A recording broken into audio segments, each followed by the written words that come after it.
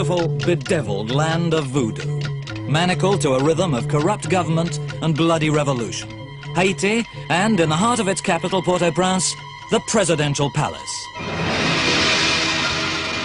From this stately arsenal, an isolated, despairing nation's ruled by a man who is everywhere. No other land has such sickly impact. You see his iron grip in the guns of his chosen. You feel his menace in the pit of your stomach. You hear his presence in the silence of his subjects. Papa Doc, Dr. Francois Duvalier, spiritual leader and president for life. His years of absolute power have brought terror to his people, ruin to his country, and the inescapable threat: whoever destroys Duvalier destroys Haiti.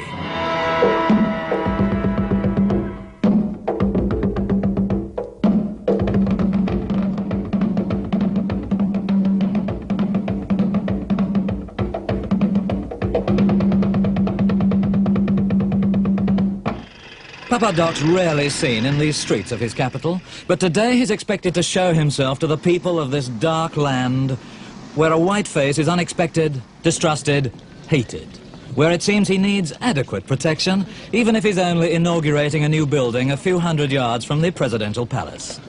This'll be the event of the year for poor Haiti, which has less to celebrate than any nation on earth, for it must survive the guns of the Tonton Macoute, Papa Doc's bogeymen, a murderous bunch of official thugs who live by extortion, by leaning upon their terrified countrymen, by spying. When their clever president came to power in 1957, he'd observed dictators were always overthrown by their armies. So he overthrew his, demoted it to less warlike duties, and recruited civilian volunteers. Here comes his seat of power. Waiting for its occupant, everyone's nervous, even the dreaded Tonton. Papa Doc has this nation by the throat. Everyone's armed, except the army. Haiti saw 69 revolutions in 50 years and stands always braced for invasion, assassination, death. In this black republic, to live means to be ready, to be on guard, to be suspicious. And always, always to honor the president.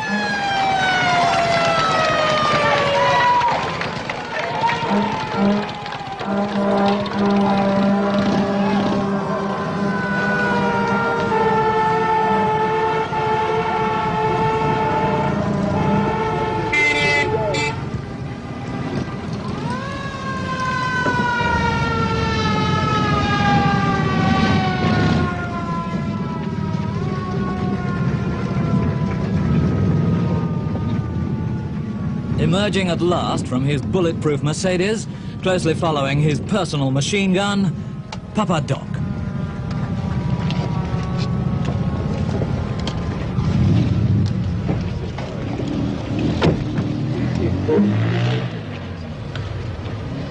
How does this insignificant little man with halting speech and halting walk, how does he inspire such fear?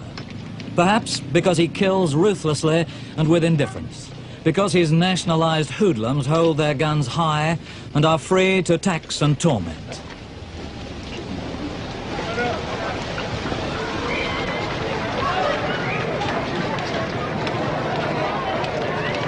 In the center of such menace, an elegant Creole, Madame Simon Duvalier, who married a selfless, unknown country doctor, but today finds herself beside a significant tyrant.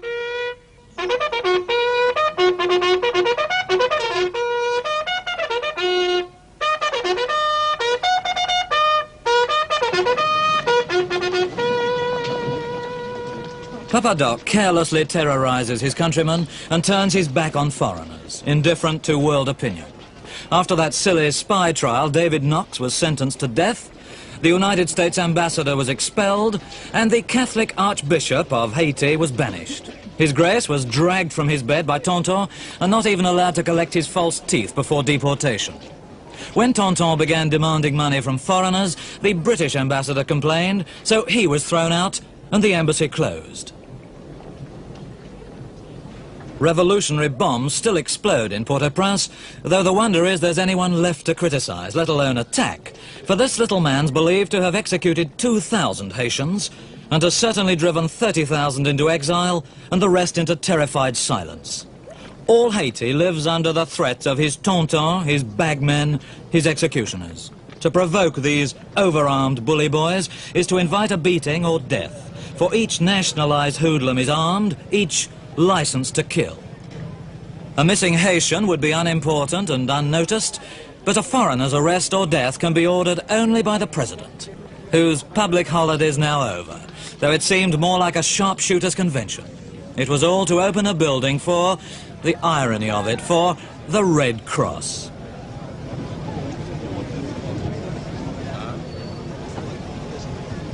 He leaves to return to his palace, well bulletproofed, and closely followed by that symbol of authority, the mace of Haiti, his personal submachine gun.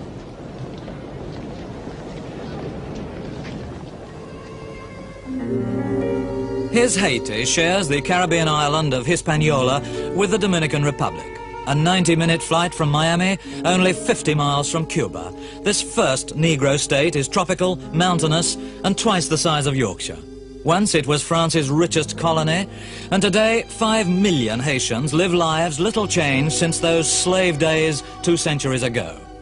An artistic people, Haitian paintings are primitive Lowries, though 9 out of 10 of them are illiterate. Their economy is in a state of collapse. Haiti, desperately overpopulated, lurches through life, finance in chaos, foreign trade stagnant, public works decaying, no passable roads outside the picturesque poverty of Port-au-Prince.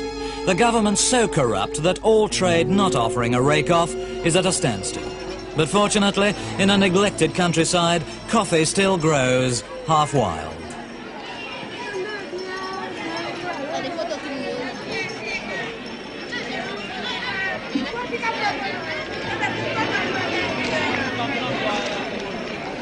Port-au-Prince has the remnants of style. It's graced by Victorian gingerbread architecture. With dusty, crumbling elegance, with curlicues and excrescences and peeling paintwork, it's a tatty, charming backdrop to the primitive capital of the poorest country in the world. A tropical outburst of bougainvillea, a steam-heated overripeness, the sick-sweet stench of a lush and rotting land.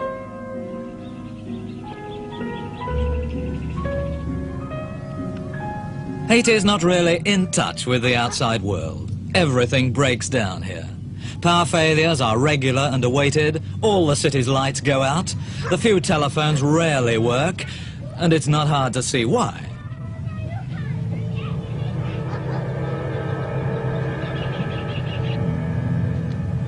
But for all its miseries, Haiti has a particular flavor. Its public transport, at least, is full of character.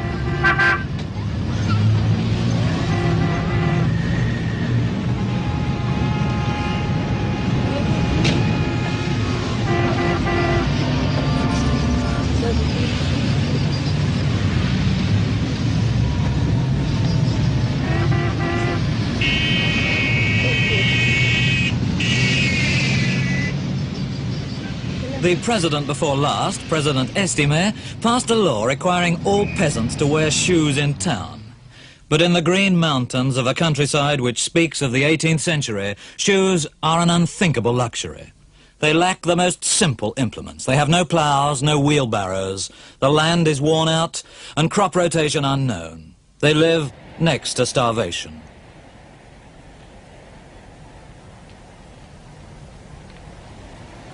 The women are perhaps the most appealing of the Caribbean.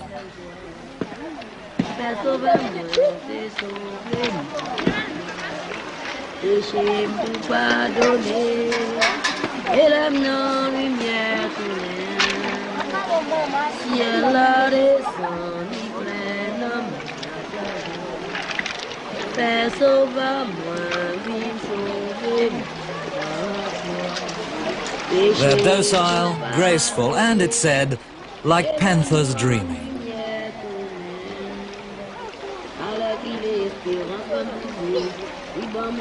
But no Haitian dreamer is beyond the voice of authority from the palace grounds.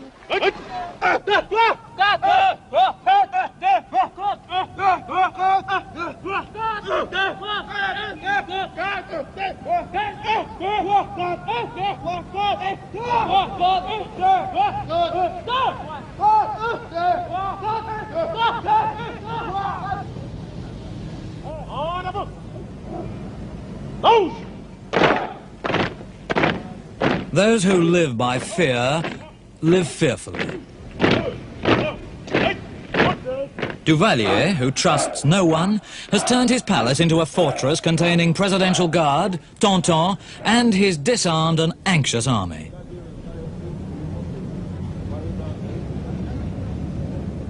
Once it had 6,000 generals. Now they jump to Papa Doc's tune, the top ranks come.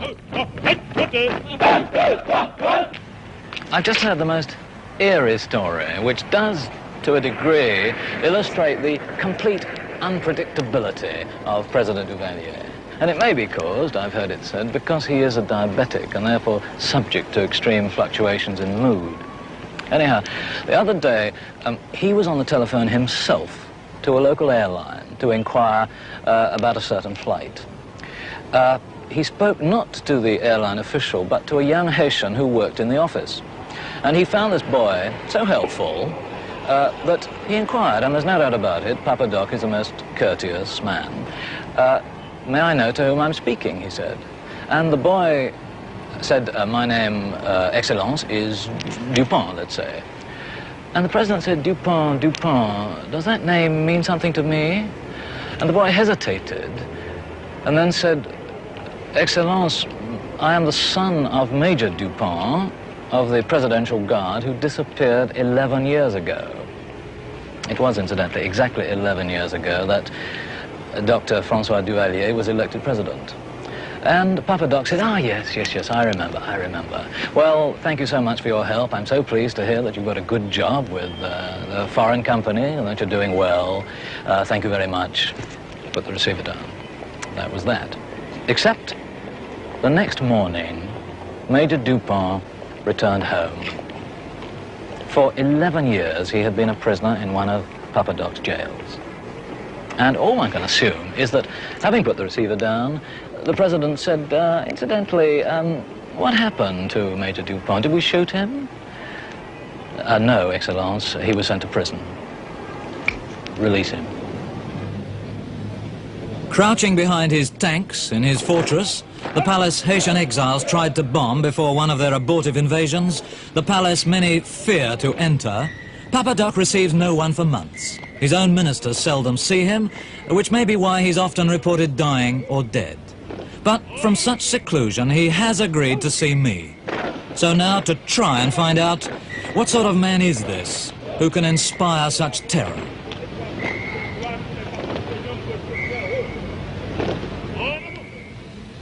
The civilian only can rule the country, not the military man. The military man has to stay in his barracks and receive order and instruction from the president and from the king, from the emperor. This is my opinion, this is my philosophy.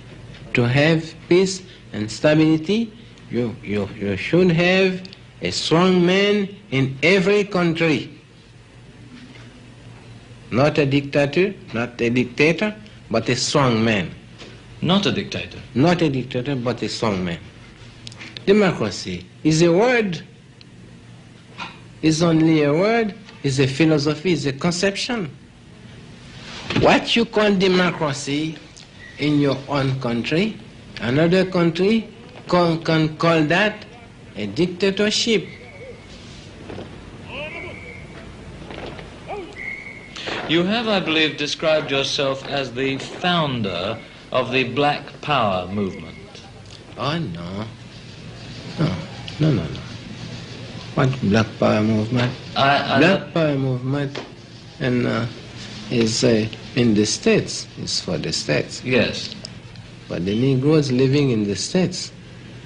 I said that I want to get for Haiti, the leadership of the Negro or the black world, because we have been the first to become independent with our with guns against white people, against French people, and we got it in 1804. So fear and violence have not come recently to this fevered land. After the world's only successful slave revolt, 165 years ago, Haiti suffered a succession of self-styled Negro governors, emperors and kings. Toussaint, Dessalines, Christophe all continued a history of hideous brutality. The imprint of the slave masters remains, and French is still the official language, though people use a patois called Creole.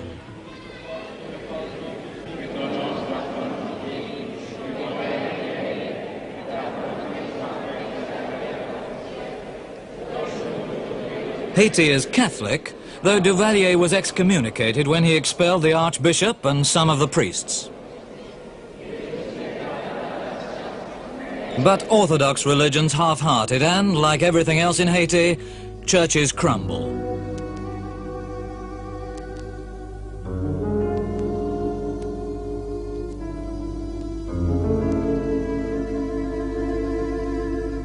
For such imported Christianity, Haitians have never been able to summon up much more energy than is required for the burying of their dead. They're 90% Catholic, it's said, and 100% voodoo. When a Haitian peasant dies, before he's placed in his coffin, he's dressed in his best clothes and seated at a table with food before him and a cigarette placed in his mouth. Then friends, neighbors and strangers arrive and the wake begins.